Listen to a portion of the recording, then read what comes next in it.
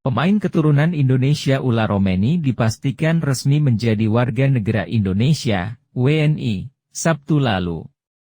Kepastian ini diungkapkan setelah Ula Romeni menjalani pengambilan sumpah menjadi WNI di London, Inggris. Ula Romeni menjalani sumpah WNI bersama dengan dua pemain keturunan lainnya yakni Tim Gepens dan Dion Marks. Untuk pengambilan sumpah Ula Romeni dan kedua pemain tersebut memang dilakukan di Inggris. Hal ini karena Ula Romeni saat ini masih memperkuat klub asal Inggris yakni Oxford United. Selama pengambilan sumpah di Inggris tentu saja dihadiri langsung oleh Kementerian Hukum. Pemain berusia 24 tahun tersebut melakoni pengambilan sumpah WNI dengan pernyataan kesetiaan dan pengabdian kepada negara dan bangsa Indonesia, serta pengakuan atas Pancasila dan Undang-Undang Dasar 1945. Ula Romeni diketahui memiliki darah keturunan dari sang nenek yang lahir di Medan. Mantan pemain FC Utrecht tersebut sebelumnya telah diproses naturalisasinya di DPR RI pada Senin, 3 Februari 2025. Setelah di DPR RI, proses naturalisasi terus dilakukan hingga mendapatkan surat keputusan Presiden, Kepres. Untuk itu, Ula pun bisa disumpah hari ini Sabtu kemarin. Ketua Umum PSSI Erick Thohir setelah pengambilan sumpah WNI Ula Romeni ini pun mengucapkan terima kasih kepada semua pihak. Pasalnya, proses naturalisasi ini tak akan terwujud tanpa bantuan semua pihak. Oleh karena itu, atas bantuan semua pihak, proses naturalisasi Ula Romeni pun berjalan dengan lancar. Terima kasih kepada DPR RI, Presiden Republik Indonesia, Kementerian Pemuda dan Olahraga, Kementerian Hukum dan semua pihak yang sudah membantu terlaksananya naturalisasi ini, ujar Erick Thohir sebagaimana keterangan yang diterima media ini Sabtu kemarin. Dengan selesainya Ula melakukan pengambilan sumpah menjadi WNI. Pemain berusia 24 tahun tersebut pun berpeluang besar menjalani debut bersama Timnas Indonesia di laga lanjutan putaran ketiga kualifikasi Piala Dunia 2026 zona Asia. Timnas Indonesia dijadwalkan akan menghadapi Australia di Sydney Football Stadium pada 20 Maret 2025. Setelah itu, skuad Garuda akan menjamu Bahrain di Stadion Utama Gelora Bung Karno, SUGBK, Senayan, Jakarta, pada 25 Maret 2025. Seusai menjadi WNI, PSSI akan langsung melanjutkan proses naturalisasi ini yakni dengan melakukan perpindahan federasi dari KNVB Belanda ke Indonesia. Untuk itu, masih ada satu langkah lagi yang harus dilakoni agar Ula Romeni bisa debut bersama Timnas Indonesia nantinya.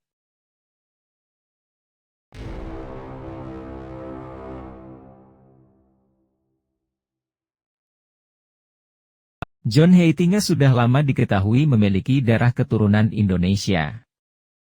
Bahkan, sejak 2011 silam ia sudah mengakui bahwa ayahnya berasal dari Indonesia. Disampaikan kepada Radio Nederland, ayah Heitinga lahir di Jakarta dan sempat merasakan kehidupan di Indonesia. Darah keturunan Indonesia itu juga berasal dari kakeknya, Gijsbert Johannes Heitinga. Dikabarkan jika kakek Heitinga ini berasal dari Pulau Belitung. Lantas, pada akhir tahun 1950-an, keluarga besar Heitinga hijrah ke Belanda. Tumbuh besar di Belanda, Heitinga mengaku jika kehidupannya tetap dekat dengan budaya Indonesia karena pengaruh kakek dan neneknya. Kepada situs web Moeson pada tahun 2023 silam, saat dirinya ditunjuk menjadi pelatih Ajax Amsterdam, Heitinga juga kembali membahas soal dirinya yang punya keturunan Indonesia. Ia mengaku belum pernah datang ke Indonesia langsung dan ketika keinginan itu hadir, pandemi COVID-19 menghantam seluruh dunia pada 2021. Saya belum pernah ke Indonesia. Saya ingin pergi ke sana 2 tahun lalu, 2021. Tapi situasi di sana sedang tidak mendukung dan akhirnya saya tidak jadi pergi, kata ex-bek Everton itu. Ketika saya masih sekolah, saya sangat kental dengan budaya Indonesia, dengan sejarahnya, dengan soal negaranya. Saya juga sangat tertarik dengan bahasa Indonesia. Saya coba belajar sebanyak yang saya bisa ketika kakek dan nenek saya berbicara bahasa Indonesia, jelasnya. Peluang untuk Johnny Heitinga datang ke Indonesia sebetulnya masih terbuka sampai sekarang. Hadirnya Patrick Kluivert sebagai pelatih timnas Indonesia, bisa saja membawanya untuk menjadi salah satu asisten pelatih. Akan tetapi, hal itu nampak akan sulit untuk PSSI karena saat ini Heitinga masih menjadi asisten pelatih Arne Slot di Liverpool.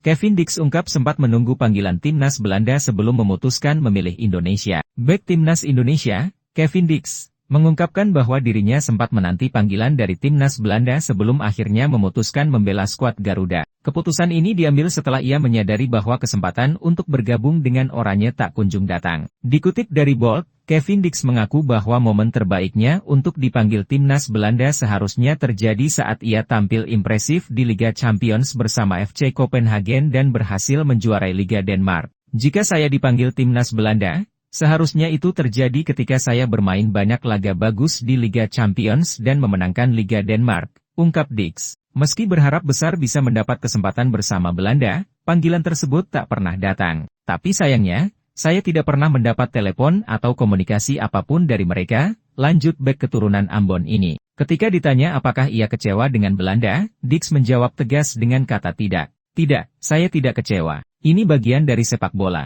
Indonesia baru menghubungi saya pada musim panas lalu, dan saya harus membuat keputusan. Sekarang saya sangat bangga dan bahagia dengan pilihan saya, jelasnya. Dix mengungkapkan bahwa keputusannya untuk membela Indonesia didasarkan pada akar keluarganya. Saya memiliki darah Indonesia dari kakek dan nenek saya yang lahir di sana. Saat saya berada di Indonesia, saya merasa bangga karena bisa mewakili negara besar dengan hampir 280 juta penduduk. Ini adalah kebanggaan yang luar biasa, ujar Dix. Akhirnya, Dix memutuskan untuk menerima tawaran membela Indonesia. Proses naturalisasinya pun berjalan cepat setelah kedatangannya ke tanah air, hingga akhirnya resmi menjadi warga negara Indonesia pada awal November 2024. Sayangnya, debutnya bersama timnas Indonesia tidak berjalan mulus. Dalam pertandingan pertamanya, Dix mengalami cedera yang membuatnya hanya bisa bermain kurang dari satu babak. Meski demikian, harapan tetap tinggi terhadap kontribusinya bagi skuad Garuda di masa depan.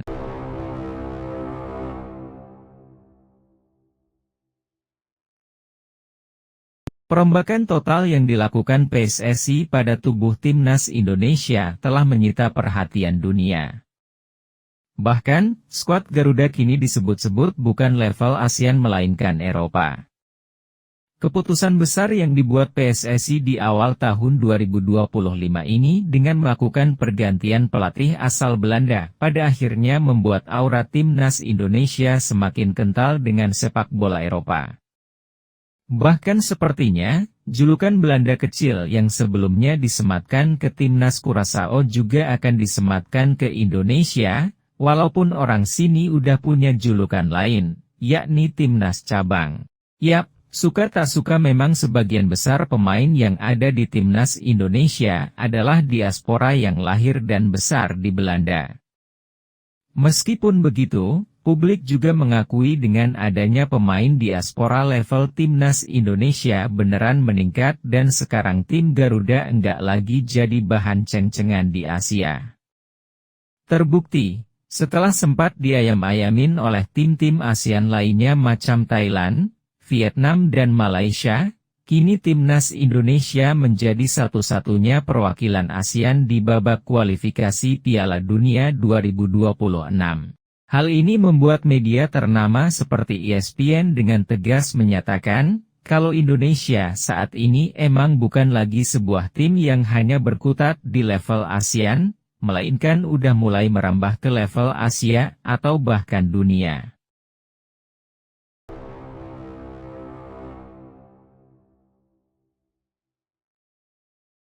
Keputusan Pratama Arhan pindah ke Bangkok United benar-benar tepat. Sebab, menit bermain yang didapatnya terus bertambah. Bahkan, pada laga terakhirnya, Pratama Arhan dapat kesempatan bermain selama 90 menit. Bek Timnas Indonesia dimainkan Bangkok United pada duel pekan ke-21 Thai League 1 2024-2025 pada Jumat, 7 Februari 2024 lalu. Pada duel di Stadion Thammasat melawan Rayong itu, Bangkok United harus puas dengan skor imbang 2-2. Meskipun gagal mencatat kemenangan, laga itu punya arti penting bagi Pratama Arhan. Sebab, lemparan ke dalam mantan pemain PSIS Semarang itu berujung pada salah satu gol dari Bangkok United yang dicetak oleh Mahmud Eid. Lebih dari itu, ini adalah penampilan penuh pertama Pratama Arhan pada level klub. Dia harus menanti sangat lama untuk mendapatkan kesempatan tersebut. Simak ulasan lebih lengkapnya di bawah ini ya Bolaneters. Pratama Arhan menjalani periode yang sulit saat bermain di Tokyo Verdy dan Suwon FC. Dia sangat jarang dimainkan. Bahkan, menit bermain yang didapatnya pada level klub kalah dengan menit bermain di Timnas Indonesia. Debut penuh Arhan bersama Bangkok United terjadi saat melawan Buriram United pada 12 Januari 2025 lalu. Ketika itu, dia dimainkan pada 10 menit akhir laga. Bangkok United menang dengan skor 3-2 pada laga tersebut. Laga ini menjadi awal positif bagi karir Pratama Arhan di Thailand. Sebab, pada laga-laga berikutnya, menit bermain yang didapat terus bertambah. Pada duel lawan Lampun Warrior, 25-2, lalu, Pratama Arhan dimainkan sejak menit awal. Setelah itu, dia bermain inti lagi pada duel lawan Nakhon Ratchasima dan Rayong FC. Pada duel lawan Rayong, Pratama Arhan main penuh. Dia berada di lapangan selama 90 menit. Nah, berdasar pada catatan dari Transfermarkt, ini adalah kali pertama bagi Pratama Arhan bermain 90 menit sejak Februari 2022 lalu. Kala itu, Pratama Arhan bermain penuh saat PSIS Semarang bertemu Borneo FC pada laga BRI Liga 1. Pratama Arhan butuh waktu hingga 3 tahun untuk kembali bermain 90 menit pada level klub. Sebelum dimainkan selama 90 menit, Pratama Arhan terpilih sebagai pemain muda terbaik pekan ke-20 Thai League 1 2024-2025. Dia terpilih berkat penampilannya pada duel lawan Nakhon Ratchasima.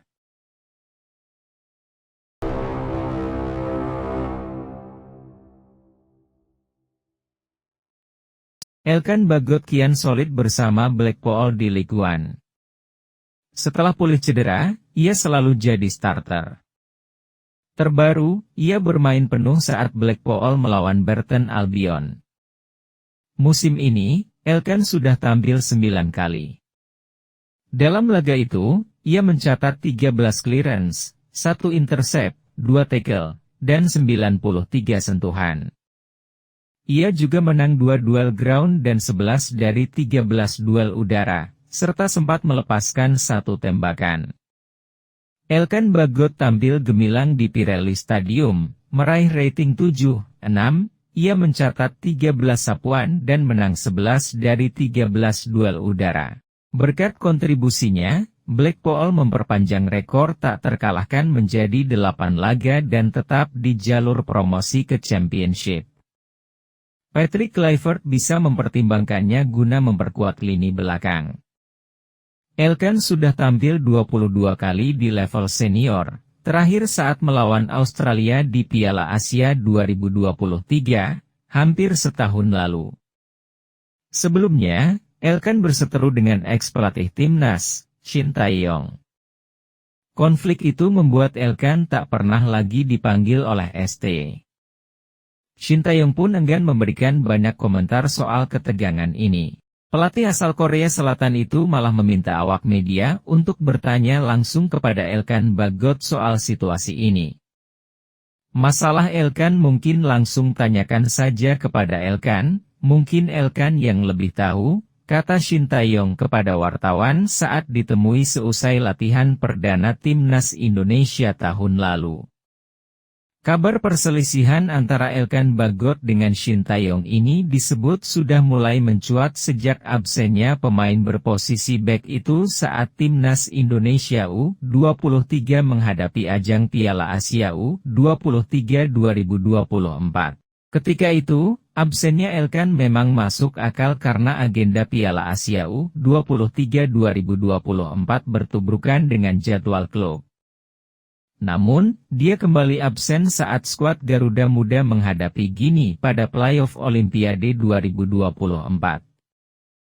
Banyak yang menduga Elkan mengabaikan panggilan Timnas U23 karena keinginannya sendiri. Sebetulnya, sebelum kualifikasi Olimpiade 2024 ini, ST sempat memberikan sinyal soal ketidakhadiran Elkan. Padahal, ketika itu skuad Garuda tengah krisis bek tengah lantaran Rizky Ridho tak bisa dimainkan. Shin Tae-yong menyebut, media Indonesia bisa mencari tahu sendiri soal jadwal klub dan kelakuan Elkan. Tentang Elkan, mungkin dari media Indonesia bisa mengikuti jadwal, klub, atau kelakuan Elkan seperti apa bisa cari tahu sendiri. Lalu, bisa dilihat sendiri Elkan bagaimana, ujar Shin Tae-yong saat itu.